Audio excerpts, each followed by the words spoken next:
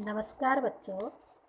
आज हम अपनी पाठ्य पुस्तक वितान का सेकंड चैप्टर जूझ को यहाँ पर आपको समझाएंगे।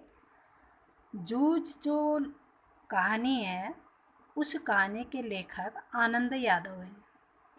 जूझ का मतलब होता है जूझना, संघर्ष करना, यानी किसी चीज़ के लिए जो है कष्ट उठाना। यहाँ पर खुद लेखक ने दिखाया है कि उन्होंने अपने जीवन में विद्या ग्रहण करने के लिए कितना कष्ट उठाया, कितना संघर्ष किया। इसमें जो मराठी के प्रख्यात कथाकार आनंद यादव थे, वो एक बहुचर्चित उपन्यासकार थे। उनको जो है उनके पिताजी ने कक्षा 4 के बाद विद्यालय जाने से रोक दिया और खेती के काम में उनको लगा दिया। उनसे खेतों में काम करवाते, कोलू पर काम करवाते और जंगलों में जो है जानवरों को चराने के लिए भेजते थे।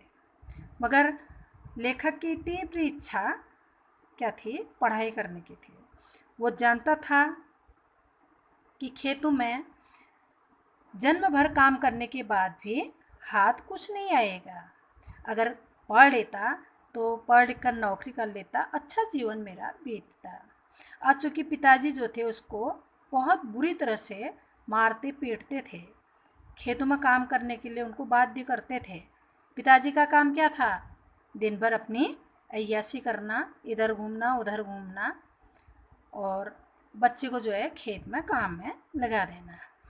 अब एक बार क्या था, लेखक ने देखा उसकी माँ कंठे थाप रहे थे। कंठे यानी गोबर के जो बनाए जाते हैं, बाद में उससे आग जलाने का काम किया जाता है। तो लेखक ने देखा कि माँ अकेली है। एकांत में रहकर उसने सोचा माँ से अब बात करता हूँ, पढ़ाई के मामले में बात करता हूँ, ये बहुत अच्छा अवसर है। लेखक अपनी माँ से सारी पढ़ाई की बातें करता रहा।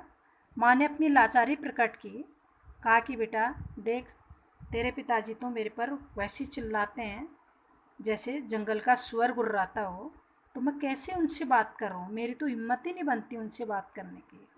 तब लेखक ने अपनी माँ को सुझाव दिया कि माँ, क्यों ना हम दत्ताजी राव सरकार के पास जाकर अपने पढ़ाई के बारे में बात करते हैं।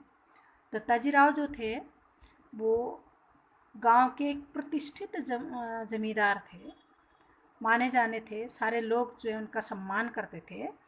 वो लोगों को अपनी राय देते थे, समझाइश देते थे और साथ ही साथ उनको जो है खर्चा पानी देते थे। खेती बाड़ी के लिए जो है खर्चा पानी भी कर्जे पर देते थे। तो सारे लोग जो है उनका बड़ा सम्मान करते थे, उनकी बातों को मानते थे। तो दत्ताजी राव यानी जो वो थे प्रतिष्ठित व्यक्ति थे, उनसे भेंट करने के लिए दोनों माँ बेटे उनके घर गए। माँ भी चाहती थी कि उसका बेटा जो है कम से कम 7वीं कक्षा तक पढ़ाई कर लेता तो ठीक था। तो माँ गई।